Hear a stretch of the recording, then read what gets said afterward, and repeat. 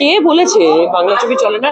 বাংলা ছবি চলে, সেটা উদাহরণ দেখতেই পাচ্ছ। আমার বস মানে আজকে আমরা সেলিব্রেট করছি, আমাদের কয়েকজন এই ছবির কাস্ট অ্যান্ড ক্রু আমরা সেলিব্রেট করছি আজকে। শিবুদা নন্দিতাদিকে ভীষণ মিস করছি, ওনারা থাকলে আরো বেশি ভালো লাগতো। আই থিঙ্ক 100 দিনে আমরা সেলিব্রেট করব। সবাই খুব ভালোবেসেছে আমাদের ছবি, আর বিশেষ করে যারা মানে সিনিয়র সিটিজেন তারা খুব ভালোবেসেছে। আমার কাছে এটাই অনেক, এটাই আমার সব থেকে বড় পাওনা।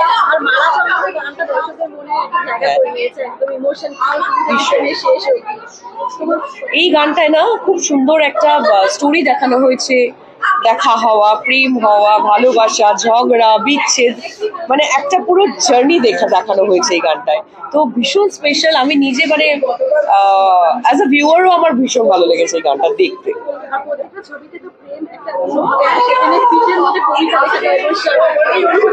এটা আমি লাইফে কোনোদিনও ভাবতেও পারিনি এইভাবেও প্রেমের মানে আদান প্রদান হয়, যে পিঠে কবিতা লিখে। এটা শিবুদা নন্দিতাদেরই মাথায় আসতে পারে। আমি এরকম প্রেম কখনো দেখিনি, বাট এটা এখন আমার মনে হয় প্রেমিকারা শিখে গেছে, কবিতা লিখে প্রেম হবে পিঠে। তাও আবার দর্শকদের এটাই বলবো যে আপনারা অনেক ভালোবাসা দিয়েছেন, আজ আপনারা ভালোবাসা না দিলে আমাদের ছবি এতটা দূর এগোতো না।